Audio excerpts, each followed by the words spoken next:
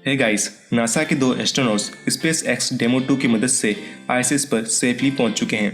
ये बहुत ही अच्छी खबर है और हर तरफ इसकी चर्चा हो रही है। पर कुछ सवाल आपके दिमाग में अब भी घूम रहे होंगे, ये स्पेस एक्स क्या है और दो एस्ट्रोनॉट्स को आईएसएस पर क्यों भेजा गया, वे वहाँ पर कैसे रहेंगे और कब तक रहेंगे और धरती में वापस कब और कैसे आएंगे।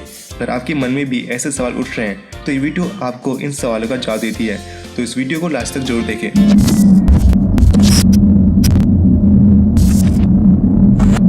Back story.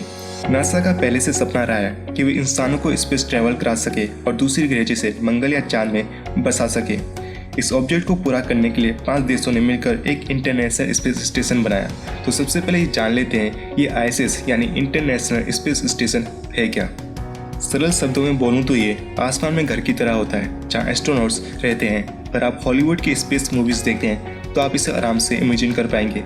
ये एक तरह का एस्ट्रोनॉट्स का स्पेसक्राफ्ट या घर है जो पृथ्वी की एक दिन में 15 बार चक्कर लगाती है। मतलब आईएसएस के एस्ट्रोनॉट्स एक दिन में करीब 15 बार सूर्योदय होते देख पाते हैं। मगर एस्ट्रोनॉट्स वहाँ पर सुंदर नज़ारा देखने के लिए या घूमने के लिए नहीं जाते। वे वहाँ पर कई रिसर्च, एक्सपेरिमेंट, आईएसएस के मेंटेनेंस और खतरनाक स्पेस वॉक जैसे काम करने जाते हैं। वहाँ पर उनकी काफ़ी हार्ड लाइफ होती है जिसकी हम कल्पना भी नहीं कर सकते। एक एस्ट्रोनॉट्स को आईएसएस में कुछ महीने रहने के लिए बहुत मेहनत करनी पड़ती है। बहुत सारा प्रैक्टिस, मेहनत, एक्सरसाइज और स्ट्रेस झेलना पड़ता है जो कि आम लोगों की बस की बात नहीं है। आसमान में घूमते हुए आईएसएस को 5 देशों के स्पेस एजेंसी ने मिलकर बनाया है।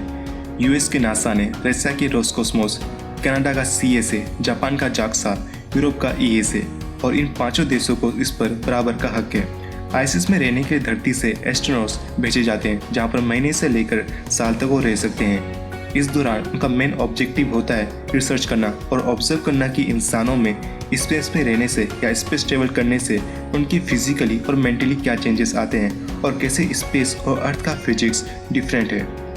रिसर्च को करने के पीछे का राज है कि वे आने वाले सालों में इंसानों को स्पेस ट्रेवल करा सके और चांद या मंगल में अपनी बस्ती बसा सके। सितंबर 2019 तक करीब 239 एस्ट्रोनॉट्स कई बार आईएसएस पर जा चुके हैं। आईएसएस में एक बार में मैक्सिमम 6 एस्ट्रोनॉट रह सकते हैं। आईएसएस लगभग 21 सालों से पृथ्वी का चक्कर काट रहा है और आईएसएस अकेला नहीं है, ऐसे और भी स्पेस स्टेशन है जो अभी अर्थ का चक्कर काट रहे हैं। आईएसएस धरती से करीब 400 किलोमीटर की ऊंचाई पर है। अब आप आईएसएस के बारे में बहुत कुछ जान चुके हैं। आईएसएस के बारे में बहुत कुछ है बताने के लिए, मगर किसी और वीडियो में। हम एक जगह से दूसरी जगह जाने के लिए बस, ऑटो, रिक्शा, बाइक जैसे ट्रांसपोर्ट व्हीकल यूज़ करते हैं। इसी तरह एस्ट्रोनॉट्स को धरती से आसमान के आईएसएस में जाने के लिए पावरफुल रॉकेट का इस्तेमाल करना पड़ता है। इस रॉकेट के ऊपर क्रू मॉड्यूल होता है जिसमें एस्ट्रोनॉट्स बैठे होते हैं। ये रॉकेट क्रू मॉड्यूल को आसमान में छोड़ देता है और एस्ट्रोनॉट्स अपने क्रू मॉड्यूल को आईएसएस से डॉक करते हैं। इस तरह वे आईएसएस पर पहुँच जाते हैं। इसे और बेहतर तरीके से समझने के लिए इंटरस्टेलर मूवी देखिए, सब कुछ समझ में आ जाएगा।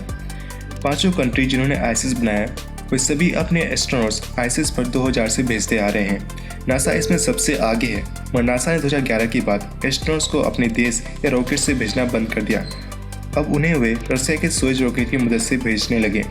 इसके लिए नासा को $8 बिलियन प्रति एस्ट्रोनॉट देने पड़ते थे, तो ये काफ़ी महंगा था। इसलिए नासा इसका सोल्यूशन ढूंढने की कोशिश कर रही थी और नासा ने फैसला लिया कि वे एस्ट्रोनॉट्स को आसमान में भेजने का काम खुद ना करके प्राइवेट स्पेस एजेंसी को देगी। इसके 2 फायदे थे। नासा के रिसोर्सेज जैसे साइंटिस्ट, इंजीनियर्स, वर्कर्स बच जाएंगे और उन्हें वे दूसरे प्रोजेक्ट में लगा सकेंगे और उन्हें खर्चा भी कम करना पड़ेगा। इस मिशन के लिए उन्होंने 2 प्राइवेट स्पेस एजेंसियाँ चुनी, इलोन मस्क की स्पेसएक्स और बोइंग, जिसमें स्पेसएक्स ने सबसे पहले सफलता प्राप्त की और पहला ऐसा प्राइवेट कंपनी बनी जिसने नासा के एस्ट्रोनॉट को आईएसएस पहुंचाया। अगर सब कुछ सही चलता है तो बोइंग स्पेस एजेंसी भी अगले साल स्पेसएक्स की तरह 2 एस्ट्रोनॉट्स को आईएसएस भेजेगा, जिसमें एक इंडियन ओरिजिन सुनीता विलियम्स होगी। तो ये भारत के लिए काफ़ी गर्व की बात होगी। तो अब जानते हैं क्या है स्पेसएक्स। स्पेसएक्स एक स्पेस एजेंसी है जो बाकी स्पेस एजेंसी की तरह काम करती है, जैसे सैटेलाइट्स को अपनी ऑर्बिट में भेजना। मगर इलोन मस्क के स्पेसएक्स का मेन ऑब्जेक्टिव है वे आने वाले समय में एफोर्डेबल प्राइस में इंसानों को अंतरिक्ष की सैर करा सके और वे मंगल में इंसान की बस्ती बसाना चाहते हैं और वे धीरे धीरे इसकी तरफ बढ़ भी रहे हैं। स्पेसएक्स स्पेस एजेंसी बहुत ही ज़्यादा इनोवेटिव और एडवांस है।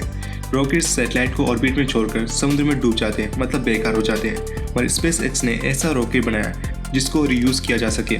अभी हाल में स्पेसएक्स डेमो 2 में use rocket falcon 9 crew module को ऑर्बिट में छोड़कर वापस अर्थ में आया और सेफली अंटार्कटिका में स्थित of course I still love you नाम का बोर्ड पर लैंड किया।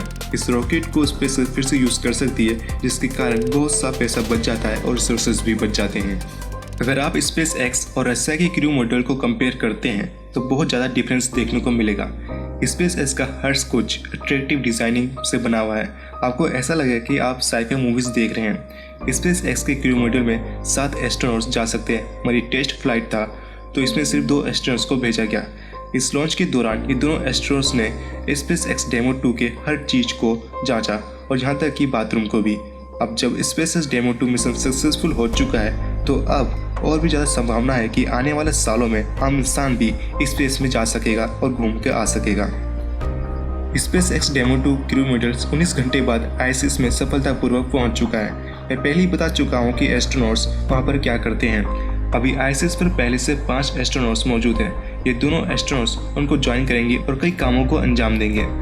एस्ट्रोनॉट्स कब तक रुकेंगे और कब वापस आएंगे, ये दोनों एस्ट्रोनॉट्स करीब 3 महीने तक वहाँ पर रुक सकते हैं और फिर जिस क्रू मॉड्यूल से वे आईएसएस पहुंचे थे उसी क्रू मॉड्यूल में सवार होकर वे वापस पृथ्वी के वातावरण में प्रवेश करेंगे और अटलांटिक महासागर में उतरेंगे, जहां स्पेसएक्स का शिप गो नेविगेशन उन दोनों को पिकअप करेगा। इलोन मस्क ने कहा है दोनों एस्ट्रोनॉट्स को क्रू मॉड्यूल के साथ धरती पर उतरना और भी ज़्यादा खतरनाक होगा। इस मिशन को तब तक सक्सेसफुल माना नहीं जा सकता जब तक दोनों एस्ट्रोनॉट्स धरती में सही सलामत वापस नहीं आ जाते। तो उम्मीद करता हूँ आपको सभी सवालों का जवाब मिल चुका होगा। अगर अब भी आपके मन में कोई सवाल है तो आप मेरे टेलीग्राम ग्रुप को ज्वाइन कर सकते हैं, जिसमें आप कोई भी सवाल पूछ सकते हैं और इसका मैं 100% जवाब दूंगा। आपको यहाँ तक बने रहने के लिए धन्यवाद। Keep supporting.